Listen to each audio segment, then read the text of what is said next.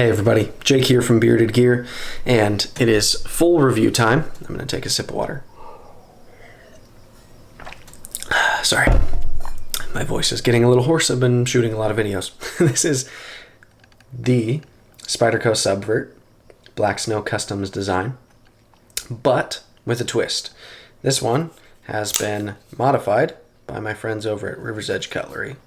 They now do Cerakote services there at Rivers Edge Cutlery, and they do a phenomenal job at it. So this is the first knife I've had modded by them. I've been seeing for a while that they've been starting to do this. Mike over there at this point is the guy who's kind of spearheading that. He's the one who's doing a lot of the Cerakote, if not all of it. He even, from what I understand, went so far as to like go to Cerakote, like the place, the business, and like go through their official training and like learn everything about it.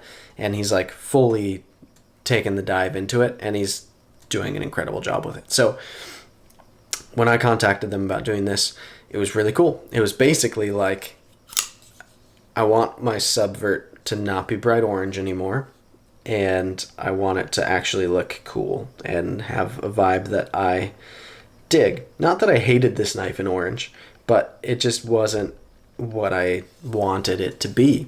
And so in talking to them, I came to the conclusion that I wanted to do kind of a flat dark earth and black combination. I wasn't sure at first whether I was going to do the blade as well, or if I was just going to do the handles and the hardware. Ultimately, I decided to leave the blade satin. And I'm glad that I did, because the satin on this blade, it's really good, especially with the dimensions of it. It just, yeah, I'm glad that I left the blade, because this blade, it would have felt wrong to cover up. But what I think a lot of people might not be aware of is you can Cerakote G10. So I've had quite a few people ask if these are aftermarket scales or if they're Cerakoted. These are Cerakoted as well. So I had them do a flat dark earth Cerakote on the scales, and then the hardware and the liners are black Cerakote, which just like is fairly simple, but man, I think it works together. Oh, and the backspacer is flat dark earth as well. That's G10, that was orange. So these orange G10 scales and backspacer are now flat dark earth, and the titanium liners and all the hardware are now black. And it's a really cool, like nice matte black, and it flows really well. I also find that this G10 somehow feels to me a little bit more grippy, maybe because it feels drier. It's kind of a polished G10 on this knife before, and it also like shows the grain somehow even a little bit more. I don't know how that's possible. Maybe it's just the color, but it feels like it's got a little bit better texture for me, and it looks awesome. It kind of looks like wood grain even more so now that it's this tan color. But yeah, the Cerakote on this knife, they knocked it out of the park. They just absolutely crushed it on this knife, and I can't say enough good about the job that they did on it. So I'll link down below to not only all the Rivers Edge Cutlery stuff that I typically put, because I love them and they're awesome and they support my channel a lot and they're great. But I'm also going to link to, they have an Instagram account specifically for their kind of custom shop where they're doing this Cerakoting. So I'll link to that Instagram as well. And then I'll put on their site, it lists if you want to have something like this done, there's an email to send an email to, and they will quote you. You can say, this is the knife I want done, this is what I want done to it. They may ask you some questions, but that's how they'll get a quote together for you. So I'll put that on there as well, because a ton of people are going to ask me, like, how much is it? If I do this knife, how much will it be? Like, ask them, please. I'll put the contact information so that you can do that. But yeah, so that'll all be linked down below. So all of that said, let's talk about kind of an update as well on the Subvert for me, because I've reviewed this knife before, the Danger Banana, right? This came before the Danger Pickle. That's frankly why I named the Danger Pickle the Danger Pickle, is because I had just had and sold a Danger Banana. And after selling that knife, I missed it. I just missed how obscene and crazy this knife is. It's just wild. And Spyderco does some funky stuff, especially like collaborative, like working with designers. They do some weird things now and then.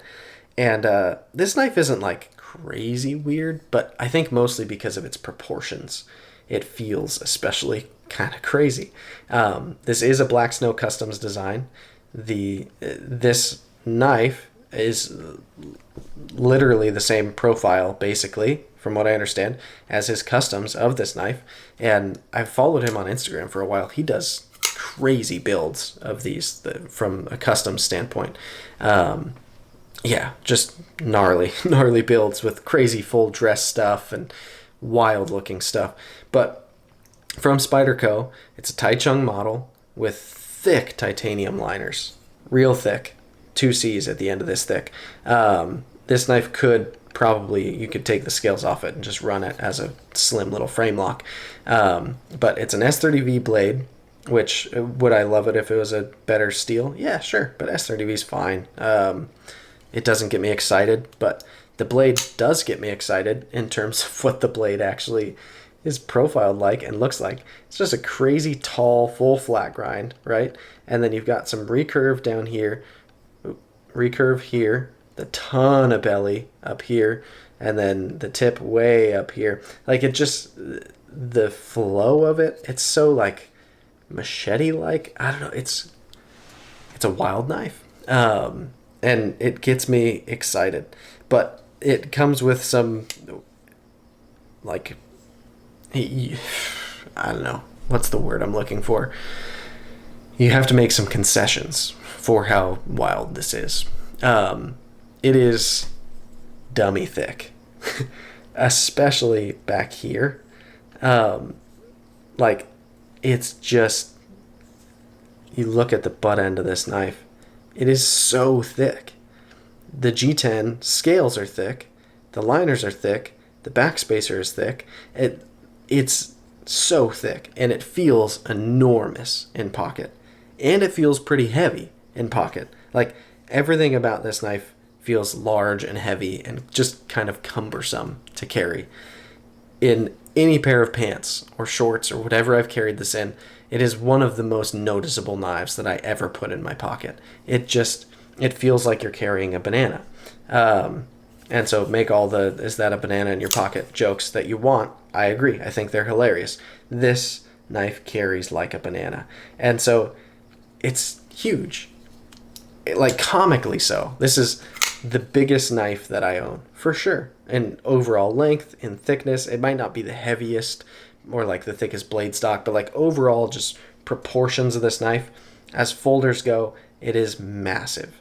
But that makes it fun. This isn't, for me, like an EDC in the sense that, like, I mean, granted, there are very few knives that I carry more than one day in a row because I'm always working on reviewing something. But even if I just had like a small limited collection and wasn't bringing in new stuff to be reviewing all the time, if it was just like my collection was what it was and this was a part of it, this would not be a knife that you'd catch in my pocket multiple days in a row, more than likely, because it's so big and so cumbersome. You have to, like, I don't know, it has to be the right day for me to carry this. And I enjoy it enough that, like, sometimes I'm up for it. Sometimes I'm up for having this giant behemoth in my pocket. But other times it's just inconvenient how large it is. And that's fine. You know, not every knife has to be the perfect, lightweight, everyday, slim little, like, disappear in your pocket type of knife. Some knives can be crazy and can just be for fun. And this is one of those knives that, for me, it's just for fun. And so, I don't know, the action, stupid fun. The carry is just stupid. The cutting performance is actually really, really good on it, in my opinion.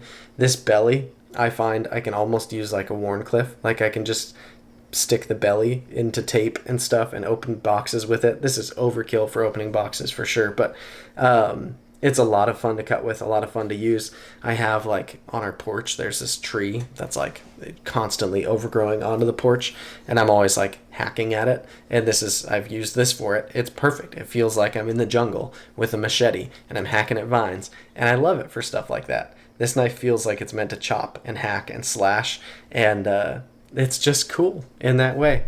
So yeah, really, I think my sentiments from my original full review are still kind of all true. I didn't rewatch it before this, but I feel like I remember well enough what I said. It's quite a while ago now. But I missed it ever since having it, and I felt like there was kind of a hole in my collection that only this crazy thing could fill. You know, it's just, it's its own thing. This is a statement piece in my collection, and that makes it exciting.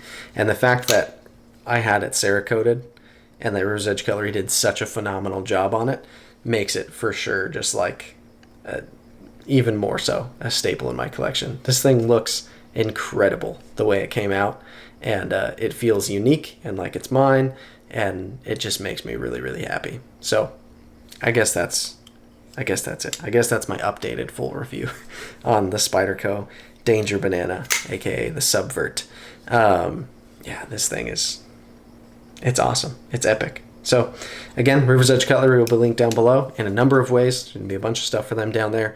So check them out if you haven't, and check out their custom shop and the Instagram for it and all that. They're awesome. And thanks for watching, guys. We'll see you on the next one.